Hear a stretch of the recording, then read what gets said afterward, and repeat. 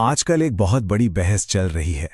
संसद ने एक बिल पास किया है, CAPF बिल, और इसने हमारे सुरक्षा बलों में आप कह सकते हैं एक तरह की हलचल मचा दी है। तो चलिए आज इसी को समझते हैं कि आखिर ये पूरा विवाद है क्या।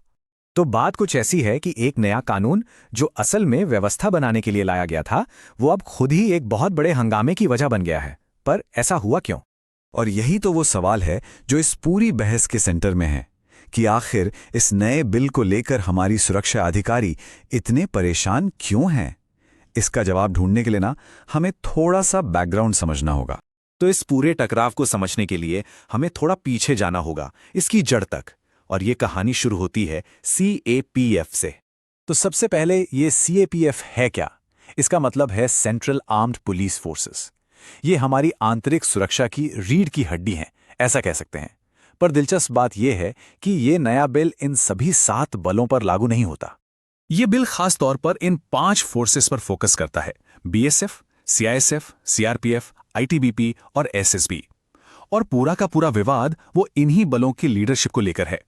देखिए, सालों से एक तरह की परंपरा चली आ रही थी। इन फोर्सेस में जो सबसे ऊंचे पद थे, जो टॉप लीडरशिप पोजीशंस थीं, वो लगभग हमेशा इंडियन पुलिस सर्विस यानी IPS अधिकारियों के लिए ही रिजर्व रहती थी।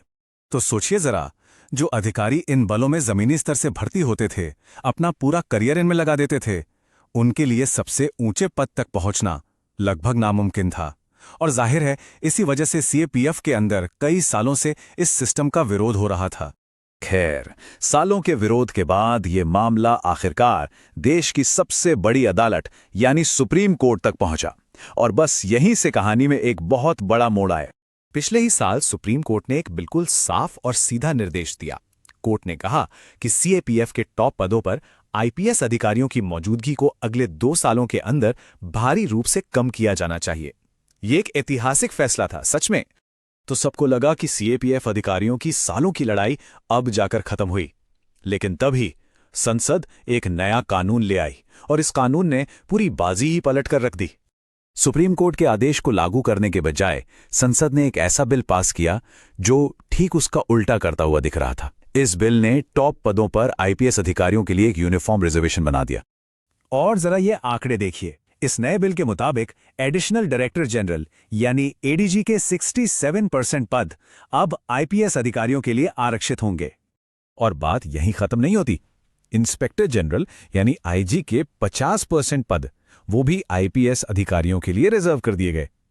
अब ये तस्वीर सुप्रीम कोर्ट के भारी कमी वाले निर्देश से तो बिल्कुल अलग लगती है ना? जैसा कि सोचा जा सकता है, इस बिल ने एक जबरदस्त बहस छेड़ दी है। एक तरफ सरकार के अपने तर्क हैं और दूसरी तरफ विपक्ष और खुद CAPF अधिकारियों की अपनी चिंताएं हैं। तो आखिर तर्क क्या हैं? सरकार का कहना है, देखिए, ये कानून सभी बलों के लिए एकरूपता लाता है। इससे राज्य और केंद्र के बीच कोऑर्डिनेशन बेहतर होगा। लेकिन विपक्ष का नजरिया बिल्कुल अलग है। वो इसे सुप्रीम कोर्ट के फैसले को बाईपास करने का तरीका बता रहे हैं और कह रहे हैं कि ये बिल CAPF अधिकारियों को टॉप तक पहुंचने से हमेशा के लिए रोक देगा। और फिर आती है इस बिल की ये लाइन जो शायद सबसे ज्यादा विवादित है। इसमें साफ साफ लिखा है कि सुप्रीम कोर्ट का कोई भी फैसला इस कानून को प्रभावित नहीं करेगा। मतलब ये बात कानून में ही लिख दी गई है। यह सीधे सीधे जुडिशियल रिव्यू और शक्तियों के बंटवारे पर बहुत बड़े सवाल खड़े करता है। तो अब हम कहाँ खड़े हैं? स्थिति यह है कि हमारे पास देश की सर्वोच्च अदालत का एक आदेश है और संसद का बनाया एक कानून है जो उस आदेश से बिल्कुल उल्टी दिशा में जाता हुआ दिख रहा है।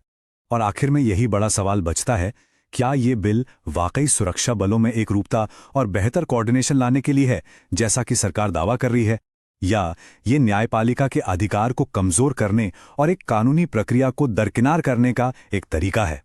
इसका अंतिम जवाब तो खैर भविष्य ही देगा, लेकिन एक बात तय है, इसका असर हमारी लोकतांत्रिक संस्थाओं पर बहुत